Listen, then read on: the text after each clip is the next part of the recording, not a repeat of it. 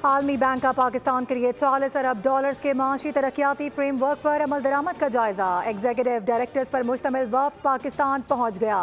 वज़ीर आज़म, वज़ीर ख़जाना और दीगर वज़रा से मुलाकातें होंगी। वज़ारत ख़जाना के हुकाम के मुताबिक वफ्द खैबर पख्तूनख्वा, सिंध, पंजाब और बलूचिस्तान का दौरा करेगा। यह आलमी बैंक के एग्जीक्यूटिव डायरेक्टर्स का 20 साल के बाद दौरा पाकिस्तान होगा। IMF का एक और मुतालबा पूरा करने की तैयारियां जारी। कौमी असम्बली इजलास आज 5 बजे होगा। इजलास का 17 नुकाती एजेंडा जारी। सरकारी मुलाजमीन और अहल खाना के असासाजात पब्लिक करने का बिल आज ही पेश होगा।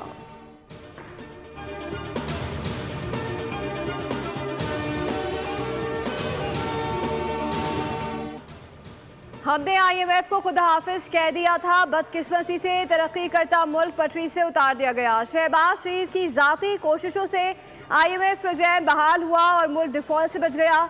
पंजाब असम्बली के अरकान की मुलाकात के दौरान नवाज शरीफ का इज़हार ख्याल। मरीम नवाज से कहा, अवाम की खिदमत का मिशन चैलेंज समझ कर संभाला। क़यादत और जमात का शुक्रिया, मुझे ये जिम्मेदारी दी। अरकान असम्बली बोले, मरीम नवाज ने नवाज शरीफ और शहबाज शरीफ के दौर की याद ताज़ा कर दी। पाकिस्तान के चप्पे चप्पे पर नवाज शरीफ और शहबाज शरीफ की तरक्की के निशान मौजूद हैं।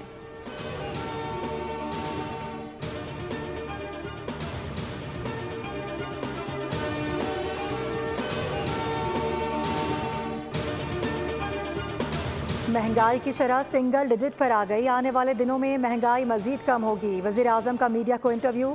कहा कि हुकूमत की बेहतरी के लिए इक़दाम किए और सिफारिशी कल्चर को ख़त्म करने की कोशिश की।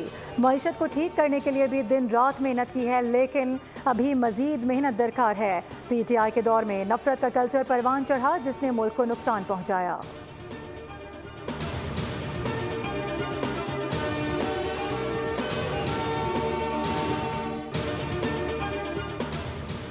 नायब वज़ीर आज़म इसहाक डार न्यूयॉर्क पहुँच गए। पाकिस्तान के मुस्तकिल मंदूब मुनीर अकरम और दीगर हुकाम ने इस्तकबाल किया। इसहाक डार सलामती कौंसिल के आला सतह इजलास में शिरकत करेंगे। अक़वाम मुत्तहिदा की सलामती कौंसिल का इजलास ग्लोबल गवर्नेंस में बेहतरी और इस्लाहात के एजेंडे के तहत मुनक़िद हो रहा है। इजलास की सदारत चीन के वज़ीर ख़ारजा करेंगे।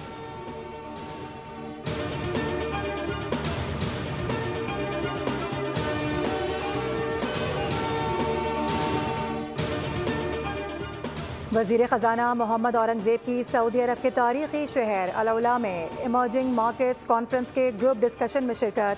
पाकिस्तानी मईशत को दरपेश चैलेंजेस और हुकूमती इक़दाम पर गुफ्तगू की गई। पाकिस्तानी वज़ीर ख़जाना की मुत्तहिदा अरब इमारात मिस्र के वज़राए ख़जाना से भी मुलाकात हुई।